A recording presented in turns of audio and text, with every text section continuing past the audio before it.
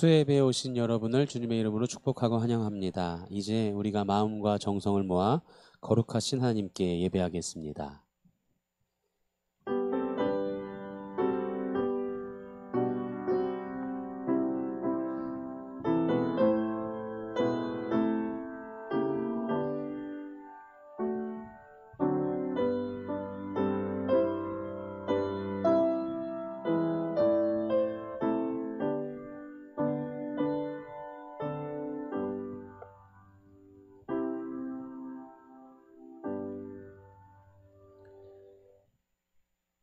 사랑의 하나님, 오늘도 주님의 은혜 가운데 수요 예배를 드릴 수 있게 허락하시니 감사드립니다. 이 시간 우리의 마음을 하나님께 온전히 드리며 주의 말씀을 듣고 그 뜻을 깨달아 살아갈 수 있는 은혜의 시간 되게 하여 주옵소서. 우리가 예배를 통해 주님을 더 가까이 알아가고 주님을 더 깊이 경험하는, 주님의 뜻을 경험하는 시간 되게 하여 주시옵소서. 감사드리며 예수 그리스도의 이름으로 기도드립니다. 아멘. 다 함께 찬송가 353장 찬양하겠습니다. 찬송가 353장 찬양하겠습니다.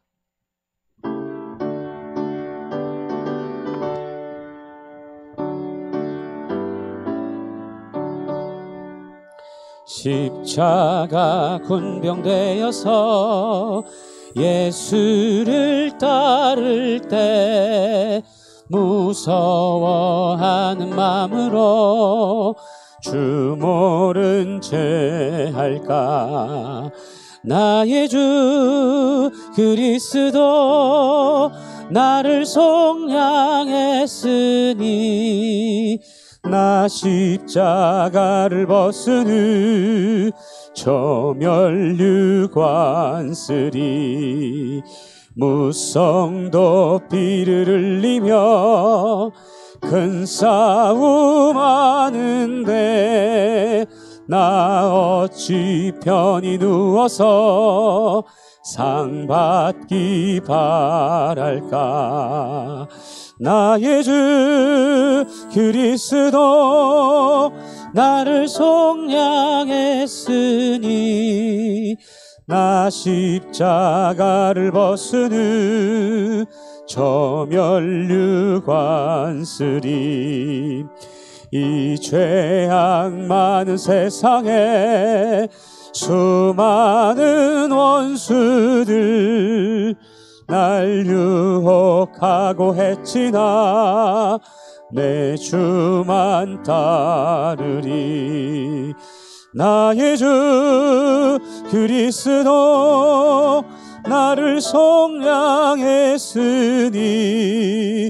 나 십자가를 벗은 후 저 멸류관 쓰리.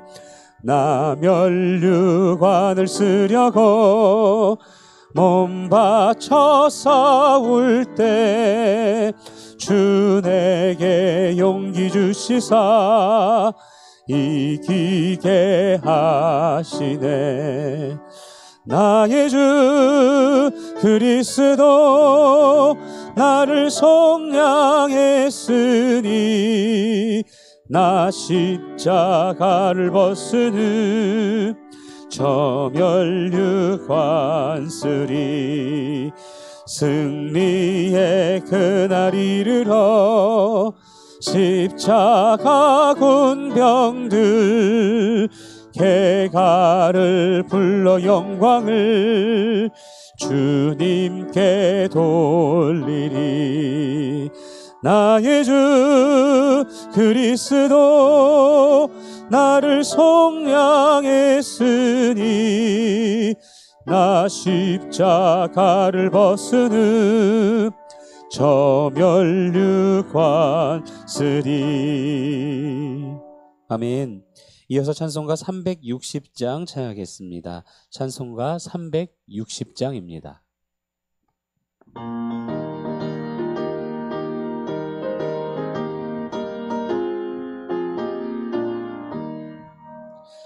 행군 나팔 소리에 주의 호령 났으니 십자가의 군기를 높이 들고 나가세.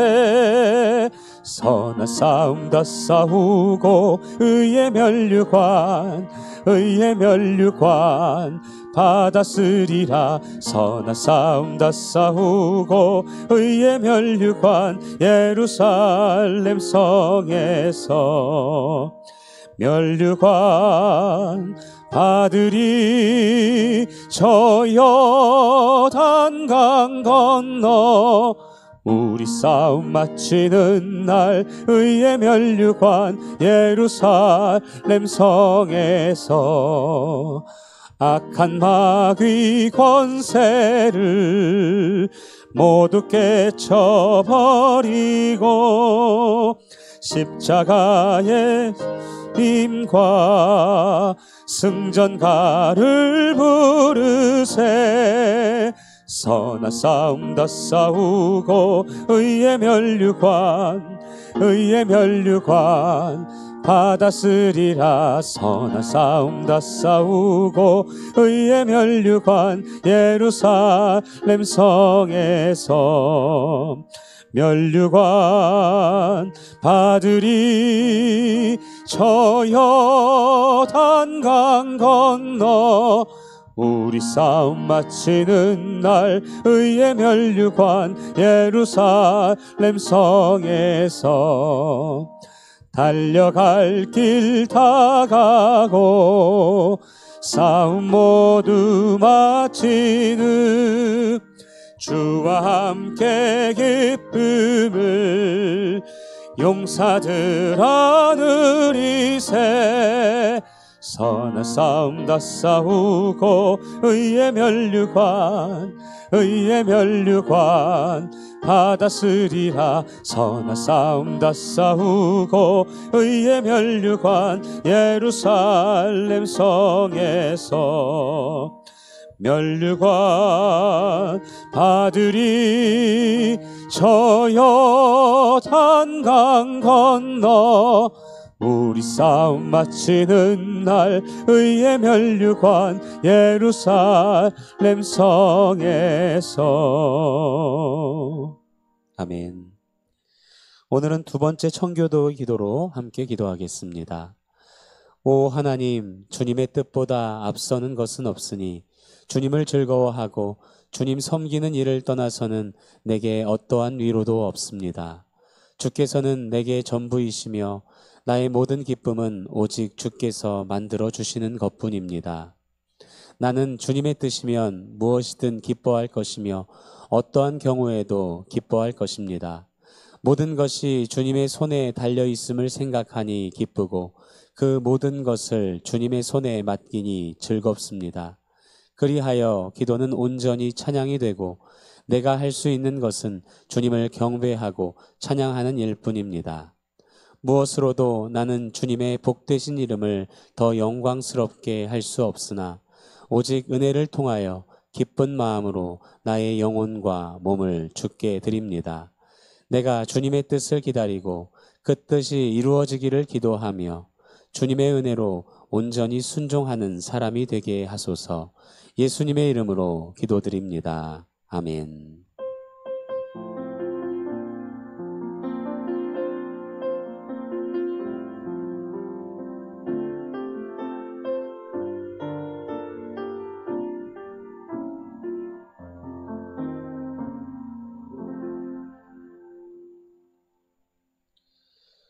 하나님께서 오늘 우리에게 주신 말씀은 사도행전 25장 1절에서 27절의 말씀입니다. 사도행전 25장 1절에서 27절의 말씀입니다. 신약성경 230쪽에 있습니다.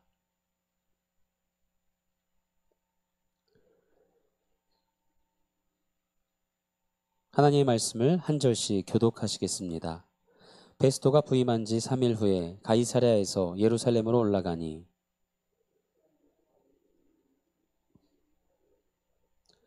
베스토의 호의로 바울을 예루살렘으로 옮기기를 청하니 이는 길에 매복하였다가 그를 죽이고자 함이더라.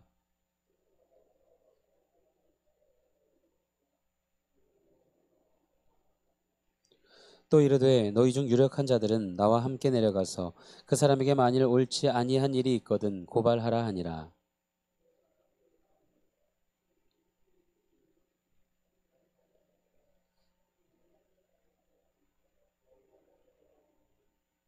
그가 나오매 예루살렘에서 내려온 유대인들이 둘러서서 여러 가지 중대한 사건으로 고발하되 능히 증거를 대지 못한지라.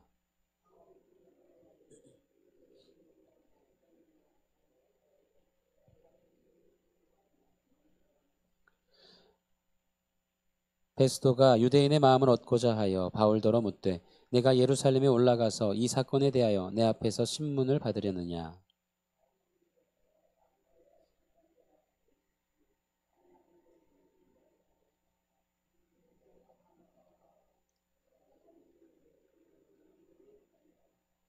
만일 내가 불의를 행하여 무슨 죽을 죄를 지었으면 죽기를 사양하지 아니할 것이나 만일 이 사람들이 나를 고발하는 것이 다 사실이 아니면 아무도 나를 그들에게 내줄 수 없나이다. 내가 가이사께 상소하노라 한대.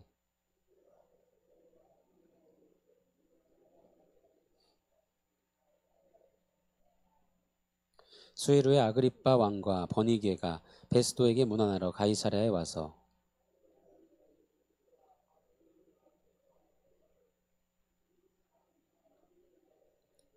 내가 예루살렘에 있을 때 유대인의 대제사장들과 장로들이 그를 고소하여 정죄하기를 청하기에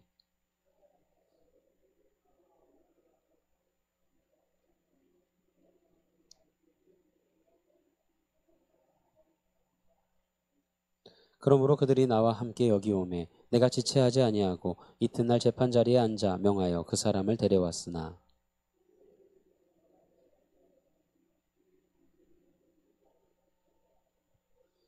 오직 자기들의 종교와 또는 예수라 하는 이가 죽은 것을 살아있다고 바울이 주장하는 그 일에 관한 문제로 고발하는 것뿐이라.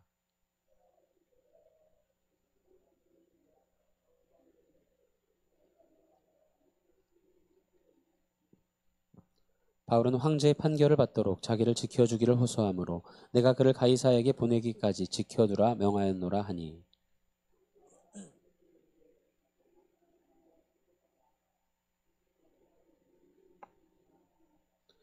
이튿날 아그리빠와 버니게가 크게 위엄을 갖추고 와서 천부장들과 시중이 높은 사람들과 함께 접견 장소에 들어오고 베스도의 명으로 바울을 데려오니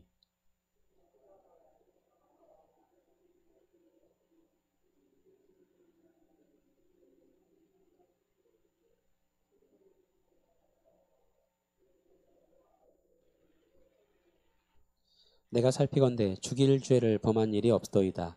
그러나 그가 황제에게 상소한 고로 보내기로 결정하였나이다.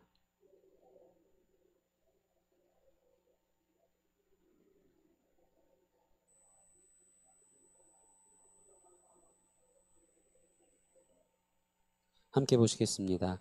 그 제목도 밝히지 아니하고 죄수를 보내는 것이 무리한 일인 줄 아나이다 하였더라. 아멘. 이 시간 목사님께서 하나님의 말씀 전해주시겠습니다. 은혜로운 시간 되시기 바랍니다.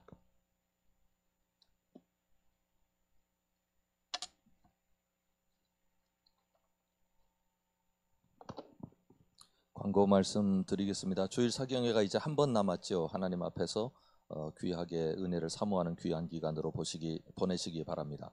그리고 종교개혁 기념 주간이어서 요즘 새벽기도회 시간에 종교개혁에 관한 이야기를 계속해서 함께 나누고 있는데 여러분들도 함께 참여하시면 참 좋겠습니다.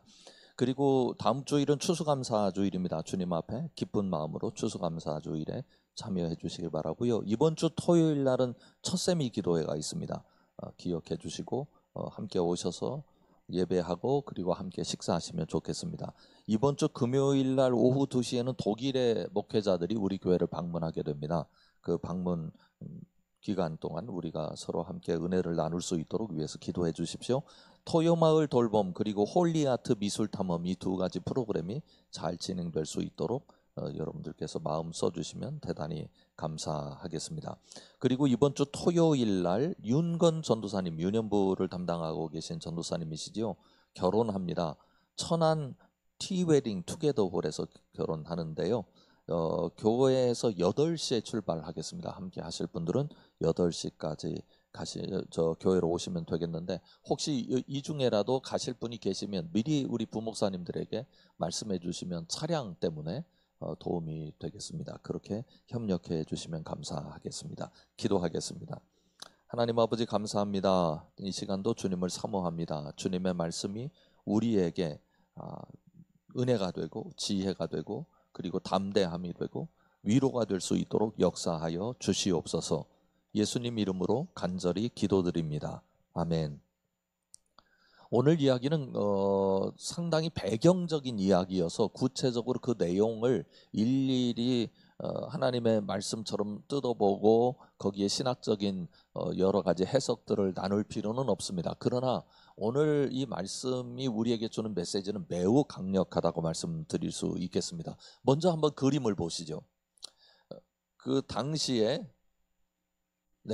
이스라엘 영토가 이렇게 있는데, 이스라엘 영토에 관한 생각을 우리가 좀 정리를 해야 돼요. 왜 그러냐면 이스라엘에 대한 로마의 통치 전략이 있었습니다. 이스라엘을 로마가 식민화 시켰지 않습니까? 그러면 식민화된 이 지역을 로마가 어떻게 다스릴까 생각을 하다가 세 가지 정도의 그 통치 스타일 혹은 통치 전략 혹은 통치 방식을 통해서 이스라엘을 계속해서 이끌어 갔습니다. 첫 번째가 여러분들이 잘 아시는 총독입니다. 잘 아시는 분 계시죠? 총독 중에 그 이름 본디오 빌라도. 이 사람이 총독인데, 오늘 벨릭스라는 사람도 총독이거든요. 이 총독은 어떤 사람이냐면 황제의 대리자입니다. 그러니까 이스라엘을 식민지로 삼았기 때문에 식민지의 통치를 황제가 해야 되는데, 황제가 식민지까지 가서 직접 통치를 할 수 없으니 대리자를 세우는 거죠. 그러니까 총독은 로마의 관리입니다. 그리고 로마가 다스리고 있는 점령지를 다스리는 로마의 아주 중요한 파견된 황제 대리자입니다. 그래서 이스라엘 전체 총책임, 행정 그리고 질서, 군사, 외교 이런 모든 문제들, 정치 이런 모든 문제들에 대한 총책임자가 총독이라고 말씀드릴 수 있습니다. 그리고 또 한 사람이 있는데, 우리가 잘 아는 분봉왕이라고 하는 존재입니다. 이 분봉왕이라고 하는 존재는 어떤 존재냐면 그 로마에서 직접적으로 총독을 통해서 통치를 하면 그 지역을 위에서 이렇게 누르는 꼴이 되잖아요. 로마 관료가 와서 그 지역을 점령해가지고 이끌고 통치하니까요. 그런데 그거 말고 이스라엘 백성들을 대표하는 어떤 존재가 필요한 거죠. 그 이스라엘을 대표하는 어떤 존재를 뭐라고 붙였느냐면 유대인의 왕이라고 붙였습니다. 그런데 헤롯이라는 여러분들이 잘 아시는 유대인의 왕이 있었죠. 유대인의 왕이 한 사람이었어요. 그런데 헤롯이 죽고 난 다음에 유대인의 왕이 여럿으로 나뉩니다. 그래서 뭐라고 하느냐면 분봉왕이라고 얘기하는 거예요. 그런데 유대인의 왕에 대한 조건이 하나 있어요. 유대인의 왕이면 누가 뽑아야 돼요? 유대인이 뽑아야 되죠. 그런데 그렇게 하지 않고 로마가 임명하는 겁니다. 그래서 유대인의 대표격인 사람임에도 불구하고 유대인들이 왕을 세운 게 아니라 로마가 임명해서 서로 권력을 분점하게 함으로 말미암아 로마가 유대를 다스리는데 굉장히 그 유연성과 그리고 적합성을 가질 수 있도록 만들어낸 거죠. 그리고 세 번째가 사내들인입니다. 사내들인은 유대인의 자치기구라고 말할 수 있습니다. 그러니까 총독이나 유대인의 왕, 이 분봉왕은 자치적이라기보다는 로마의 명령 아래서 살아가는 사람들이에요. 그런데 이 사내들인이라고 하는 존재들은 종교 제도를 통해서 세워진 리더들입니다. 여러분들이 잘 아시는 대로 여기에는 바리새파도 들어가 있고 사두개파도 있었고 이스라엘을 대표하는 원로급이라고요. 말하자면 로마의 원로 정치나 비슷하게 이스라엘을 다스리는 사람들이라고요. 그런데 이들에게는 제한성이 있었습니다. 제한성은 뭐냐면 내부의 종교적인 문제나 그리고 종교가 가지고 있는 사법적 문제, 그러니까 일반 치안에 관한 것이거나 질서에 관한 것이 아니라 종교 내부에 가지고 있는 사법적 제도가 있었거든요. 그것만 운용하는 겁니다. 그래서 예수님도 이 사람들이 예수님을 체포하고 끌어갈 수 있었던 이유는 무엇 때문이었느냐면 종교 내부적 문제다 이렇게 제한을 시켜버렸고, 그런데 이 종교적 내부의 문제가 로마의 통치에 문제를 일으킬 수 있다. 그래서 로마 통치까지 끌어들인 거예요. 그래서 고발한 사람들과 예수님을 다루는 사람들은 누구였느냐 하면 사내들인 공의회 회원이었는데, 이 사람들이 누구에게 끌고 갑니까? 총독에게 끌고 가는 거죠. 그러니까 내부적으로 우리가 체포한 것은 종교 내부적인 일입니다. 종교법을 어겼기 때문입니다 해가지고 체포해가지고 끌고 간 거거든요. 그런데 이 사람을 처형하는 방식은 우리 말고 당신이 좋겠습니다. 왜냐하면 당신이 로마의 황제 대리자인데 당신의 통치를 흔들어대고 있는 사회적 범죄도 예수가 저질렀습니다. 이렇게 얘기를 한 거죠. 그런데 본디오 빌라도는 아니다. 그런 사회적 질서를 무너뜨리거나 로마에 대해서 반대하는 대척점에 선 사람은 결코 아니다. 이것은 너희들 내부의 문제다. 이렇게 핑계를 대는 일들이 일어나게 된 것입니다. 자, 이렇기 때문에 오늘 주신 내용도 나타나게 되는 건데요. 오늘 주신 말씀 앞부분에 보면 총독 베스도가 유대인의 총독으로 새롭게 부임을 합니다. 부임을 했는데 총독 관저가 어디에 있었느냐 하면 가이사라에 있었습니다. 그러나 이스라엘의 중심지는 가이사라가 아니고 어디예요? 로마였습니다. 그래서 3일 만에 총독 베스도가 예루살렘을 방문하게 됩니다. 이때 대제사장들과 유대 지도자들이 바울을 고소하는 일이 일어나게 됩니다. 그 당시 바울은 어디에 있었느냐면 가이사라에 있었습니다. 가이사라에 우리가 그 그림도 봤었죠. 사진도요. 그 감옥, 지하 감옥에 갇혀 있는 상황이었어요. 그러니까 대제사장들과 유대 지도자들이 총독 베스도에게 어떤 요구를 하느냐면 이 바울을 여기로 끌어오게 허락해달라 하는 요구를 하는 거예요. 그 이유는 무엇 때문이냐면 그 끌어오는 과정에서 유대인들이 바울을 매복 살인하려 했습니다. 그러나 베스도가 벨릭스에게 인계받을 때, 바울을 인계받을 때 이 사람이 로마의 시민권을 가지고 있다는 사실을 알게 되었죠. 그러니 그거 그렇게 할 수 없다. 우리가 그렇게 섣불리 처리할 수 없고, 더군다나 베스도의 총독의 관저가 어디 있다고 그랬어요? 가이사라에 있었다고 말씀드렸습니다. 그러면 어디서 재판을 해야 되겠어요? 재판을 하더라도 가이사라에서 재판을 해야 합니다. 자, 그런데 그러면 이 분봉왕에 대해서 좀 설명을 하면 여러분들이 이제 많이 헷갈릴까 봐서 그렇게 말씀드리는 건데요. 보시는 것처럼 그 노란색 부분은 시리아 영토입니다. 그리고 노란색보다 조금 황토색 부분, 거기가 빌립이 다스리는 영토고, 그리고 헤롯 안디바가 파란색 부분, 위하고 아래하고 나뉘어 있죠. 그렇게 나누어서 다스리고 있었고, 아켈라오라고 하는 사람이 그 밑에 영토를 다스리고 있었습니다. 그러다가 누가 나타나느냐면 아그리빠라고 하는 사람이 나타나요. 아그리빠, 오늘 나타나는 왕은 분봉왕인데 어디를 다스리고 있느냐면 갈릴리 바다의 북동쪽을 다스리고 있었습니다. 그러면 아까 말씀드렸던 대로 총독은 지금 어디를 다스리고 있는 사람입니까? 가이사라지요. 그래서 총독과 아그리빠의 영토의 그 통치 지역이 겹치진 않아요. 그래서 아그리빠와 가이사라에서 다스리고 있는 벨릭스, 이 총독과 이 관계는 그렇게 나쁘지 않았던 것으로 보입니다. 자, 그런데 이 총독이 이제 어디로 가게 되냐면 가이사라로 가게 되죠. 그러니까 누구도 따라가겠습니까? 당연히 예루살렘에 있었던 대제사장들과 유대 지도자들도 따라갑니다. 이 사람들이 아까 말씀드릴 때 이 사람들의 명칭이 뭐라고 그랬습니까? 사내들인. 그래서 가이사라에 총독 베스도가 자기 총독 관저로 돌아가서 재판 준비를 하게 되고, 대제사장들과 유대 지도자들이 그곳에 가서 이제 재판을 하기 위해서 여러모로 애쓰게 되는 상황이 된 거예요. 그런데 그때 이제 누가 나타나느냐면 아그리빠 왕이 나타납니다. 자기 그 딸인 버니게와 함께 이렇게 나타나게 되죠. 그래서 이제 바울 때문에 이 네 세력이 여기 다 모인 거예요. 총독 베스도, 그 다음에 대제사장과 유대인들의 지도자들, 사내들인, 그리고 아그리빠 왕, 그리고 바울 이렇게 네 세력이 여기에서 모여서 하나님의 뜻을 찾아가는 과정을 성경이 그리고 있습니다. 그러면 왜 제가 이걸 중요하다고 말씀드렸느냐? 이유가 있습니다. 지금 아그리파 왕도 그렇고 총독 그 베스도도 그렇고 그리고 유대의 지도자들도 그렇고 누구를 향해서 지금 집중적으로 문제를 해결하고 모여 있는 거예요? 바울이잖아요.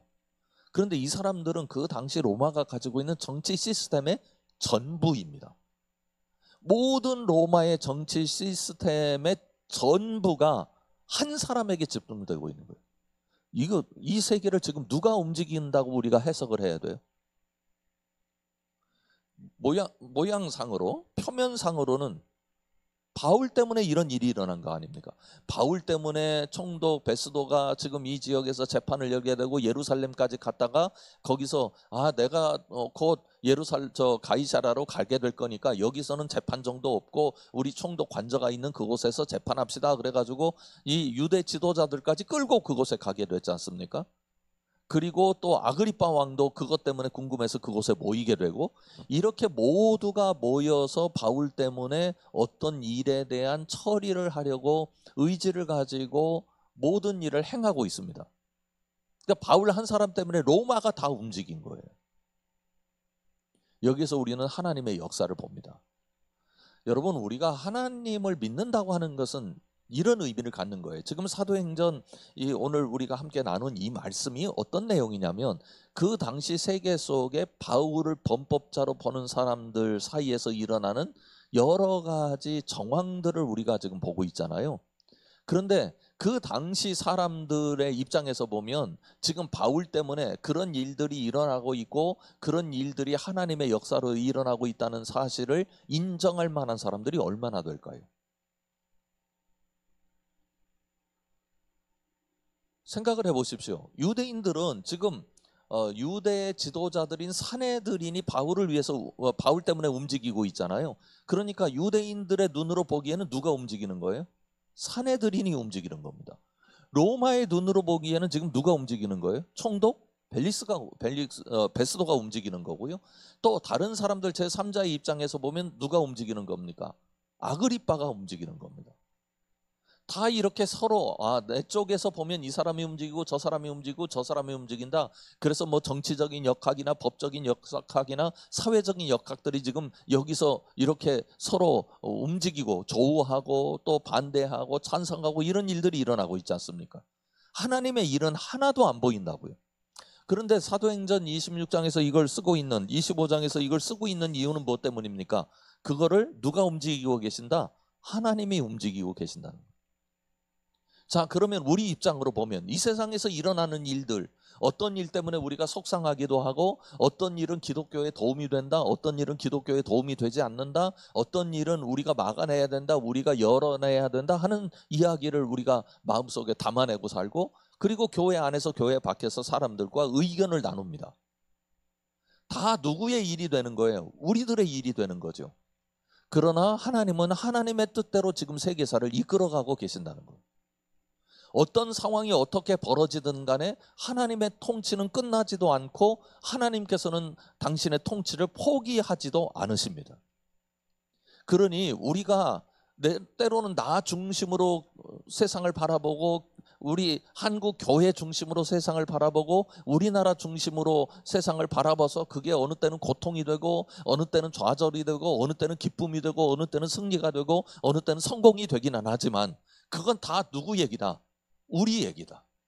그러니까 우리가 믿어야 될 것은 내게 도움이 되느냐 반대가 되느냐 내게 이익이 있느냐 없느냐로 움직일 게 아니라 크게 우리의 마음속과 머릿속에는 하나님께서 통치하시고 하나님께서 움직이신다.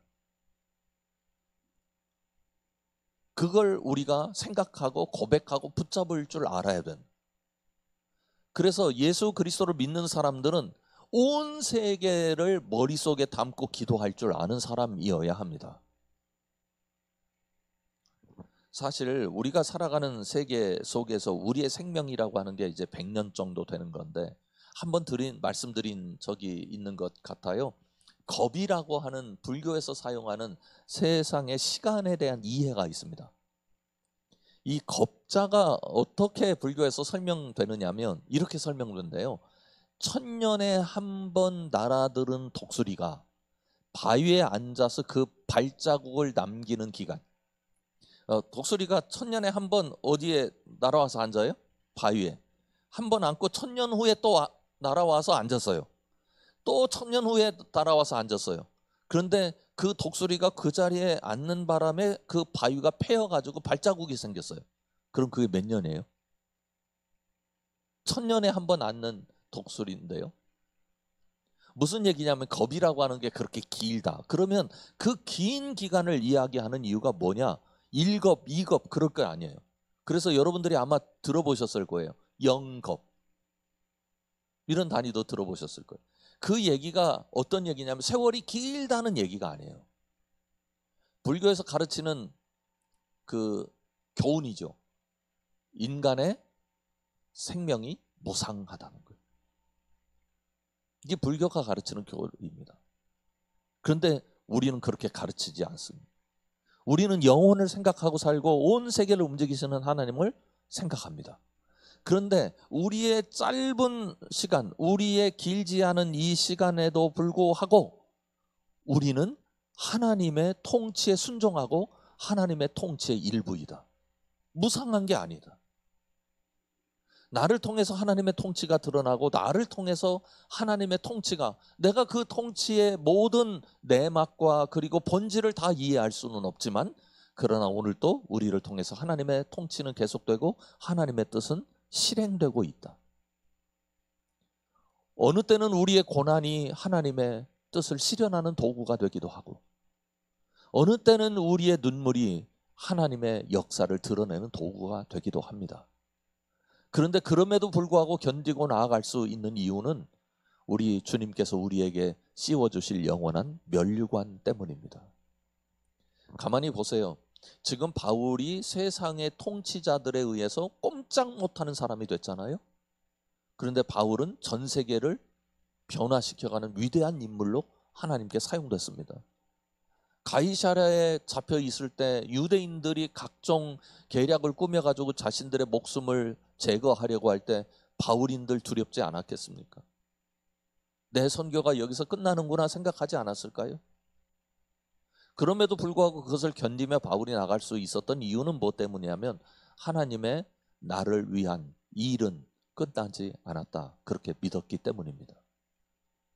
바울은 여러분들이 아시다시피 그렇게 갇혔고 로마 세력에 의해서 로마까지 가는 바람에 그 과정에서 일어난 선교적 열매는 이루 말할 수 없는 거죠. 하나님의 역사가 여기 있습니다. 이렇게 여러분들 고백하시며 그 하나님의 역사 속에서 내 인생의 오르고 내림 그리고 여러 가지 좌절 그리고 고통과 눈물조차도 하나님께서 사용하시는 도구일 수 있다. 그런데 그게 우리에게는 마음 아픈 일이고 그게 힘든 일이고 그게 좌절일 수 있으나 하나님의 역사의 재료일 수도 있다고 고백할 줄 알게 될 때 우리가 오히려 삶의 현실에서 나타나는 그런 문제들을 이겨나갈 힘을 얻게 되는 것입니다. 오늘 아침에 꼭 고백하시길 바랍니다. 여러분들을 통해서 하나님의 통치가 이루어지고 있습니다. 나를 통해서 하나님의 통치가 이루어지고 있다. 그렇게 고백하고 이 통치가 나를 통해서 이루어질 수 있는 이 아름다운 대상이 우리가 되었으니까 하나님의 통치에 순응하는 사람으로 살아가자 하는 고백이 여러분에게 넘치시기를 주님의 이름으로 축원합니다. 그러면 이 과정에서 바울이 어떻게 해서 이 과정을 다 넘기게 되었는가 몇 절만 우리가 한번 보겠는데요. 10절을 보십시오. 바울이 이르되 내가 가이사의 재판 자리 앞에 섰으니 마땅히 거기서 신문을 받을 것이라. 당신도 잘 아시는 바와 같이 내가 유대인들에게 불의를 행한 일이 없나이다. 이 얘기는 말씀드렸던 것처럼 지금 누가 그 바울에게 시비를 걸고 있는 거예요? 사내들인 공의회가. 사내들인 공의회가 시비를 걸고 있는데 바울은 사내들인이 잘못했다고 이야기하는 내용은 내가 전혀 내게 해당되는 일이 아니다라고 거부하고 나는 베스도 총독이 얘기한 대로 가이사에게 직접 재판을 받을 권리가 있으니 나는 이 사람들에게 재판받지는 않겠습니다. 그렇게 거부하는 거죠. 11절을 보시면 만일 내가 불의를 행하여 무슨 죽을 죄를 지었으면, 여기 불의라고 하는 것은 누구에게 불의를 행했다는 겁니까? 10절에 유대인들에게 불의를 행해서 내가 죽을 죄를 지었으면 죽기를 사양하지 않을 것이나, 만일 이 사람들이 나를 고발하는 것이 다 사실이 아니면 아무도 나를 그들에게 내줄 수 없나이다. 내가 가이사께 상소하노라 한대. 아까 말씀드렸죠. 내적인 종교 문제는 누가 재판할 권리를 가졌어요? 사내들인. 그러니까 사내들인 회원들이 잘못했다고 고발하는 내용은 만약에 베스도가 인정을 하면, 바울도 인정을 하면 베스도가 재판할 필요는 없습니다. 사내들인이 해야 되는 거죠. 그런데 나는 그런 일을 한 적이 없다. 그렇게 얘기를 합니다. 그리고 15절로 가보면 내가 예루살렘에 있을 때 유대인의 대제사장들과 장로들이 그를 고소하여 정죄하기를 청하매 16절 내가 대답하되 무릇 피고가 원고들 앞에서 고소 사건에 대하여 변명할 기회가 있기 전에 내주는 것은 로마 사람의 법이 아니라 하였노라. 그러니까 만약에 이 사람들이 지금 죄를 고발하고 있는데 이게 로마와 관련되었고 로마법을 어기는 일이 아니면 이 사람들한테 내줄 이유가 없다는 거죠. 그리고 그들의 죄에 대해서, 그들이 묻는 죄에 대해서 정말 그런 제도가 문제가 있으면 그들에게 내줄 수는 있겠지만 그것을 발견하기 어렵다는 얘기를 합니다. 18절 19절 보면 원고들이 서서 내가 짐작하던 것 같은 악행의 혐의는 하나도 제시하지 아니하고 오직 자기들의 종교와 또는 예수라 하는 이가 죽은 것을 살아 있다고 바울이 주장하는 그 일에 관한 문제로 고발하는 것뿐이라. 그러니까 실상은 증거가 다 하나도 없다는 거죠. 그래서 내가 이 심리를 직접 해야 되는지, 그리고 이 사람들에게 맡겨야 되는지에 관해서 판단할 수 없다. 그래서 바울에게 직접 물었다. 당신이 어떻게 할 거냐 하고 바울에게 물었더니 바울이 계속해서 가이사에게 재판을 받겠다고 이야기를 한다. 그런데 23절에 가보면 그런 상황 속에서 누가 나타나느냐면 이튿날 아그리빠와 버니게가 크게 위험을 갖추고 와서 천부장들과 시중에 높은 사람들과 함께 접견 장소에 들어오고 베스도의 명으로 바울을 데려오니, 그러니까 아그리빠가 이런 일이 있다는 것을 알고 좀 나도 알았으면 좋겠다 그렇게 얘기를 하는 거예요. 그래서 베스도가 지금까지 일어났던 일을 아그리빠에게 그대로 다 설명해 주는 장면으로 오늘 주신 말씀이 끝납니다. 여러분, 여기서 또 하나 우리가 배울 게 있어요. 그것은 어떤 거냐면 우리가 아무리 옳은 일을 해도 그것이 폭력이나 불의한 방법이 되어서는 안 된다. 과정적으로. 만약에 바울이 기억하실는지 모르겠습니다만 이스라엘 백성들의 마음을 얻기 위하여 그곳에 가서 삭발하고 또 삼손처럼 하나님 앞에서 나실인의 규례를 행했고, 그리고 또 다른 사람들의 비용까지 함께 되는 일을 했잖아요. 근데 그 일을 하지 않았더라면 바울이 걸려들었을 거예요. 그러니까 우리 그리스도인들이 이 세상을 살아간다고 하는 것은 어떤 의미를 갖는 거냐면 목적이 아무리 옳고 좋아도 그 과정 자체가 하나님 앞에 아름답지 않으면 차라리 목적을 이루지 못하는 일이 있다 하더라도 하지 말아야 된다. 그 이유가 뭔지 아십니까? 과정이 목적보다 중요하다? 아닙니다. 그 목적은 본래 누구 목적이 아니에요. 내 목적이 아닙니다. 하나님의 목적이어야 합니다. 내가 가진 삶의 목적이 내 목적이면 수단과 방법을 가리지 않을 가능성이 높아요. 내가 반드시 이루어야 하는 거니까. 그러나 하나님의 목적이면 내가 못해도 하나님은 그 일을 하실 거예요. 그러니 난 포기할 수도 있는 거예요. 그런데 또 하나 믿음은 우리에게 어디 있느냐면 하나님께서 하나님의 방법을 사용할 때 하나님의 목적을 이루어 주신다는 확신이 우리에게 있기 때문입니다. 그래서 바울은 그의 전체 사역의 과정을 보면 그 과정 자체가 아름다워요. 왜냐하면 하나님께서 이루실 하나님의 꿈을 바울이 제대로 이해하고 있었기 때문입니다. 오늘 하루도 우리는 하나님의 뜻을 이루어가는 과정 속에 있다면 그 방법 자체도 하나님께서 원하시는 방법이어야 할 것입니다. 그래야 하나님의 뜻이 이루어지는 거죠.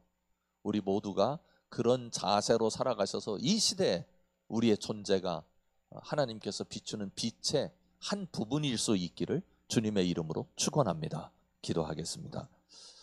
아버지 하나님 감사합니다. 저희들 부족하지만 이 시대에서 하나님의 역사를 써내려가는 사람들로 설 수 있도록 도와주셔서 감사합니다. 그것이 한 글자고 한 단어이고 한 문장이어도 우리는 모두 하나님 앞에 영광을 올려드립니다. 하나님께서 이 세상의 역사를 통치하시고 결국은 하나님의 뜻대로 마감하실 줄 믿기 때문입니다. 아버지 하나님, 감사함으로 오늘 하루를 그런 의미에서 살아낼 수 있도록 도와주시옵고 주님의 뜻을 헤아리며 살아낼 수 있도록 도와주시오며 주님께서 그럴 때 우리와 함께 하시고 우리에게 필요를 공급해 주시며 우리를 주님의 기쁨 가운데 살아갈 수 있도록 인도하신다는 사실도 온건하게 믿고 굳건히 믿으며 나아가게 하여 주시옵소서. 예수님 이름으로 간절히 기도드리옵나이다. 아멘. 하늘에 계신 우리 아버지, 아버지의 이름을 거룩하게 하시며 아버지의 나라가 오게 하시며 아버지의 뜻이 하늘에서와 같이 땅에서도 이루어지게 하소서. 오늘 우리에게 일용할 양식을 주시고 우리가 우리에게 잘못한 사람을 용서하여 준 것 같이 우리 죄를 용서하여 주시고 우리를 시험에 빠지지 않게 하시고 악에서 구하소서. 나라와 권세와 영광이 영원히 아버지의 것입니다. 아멘.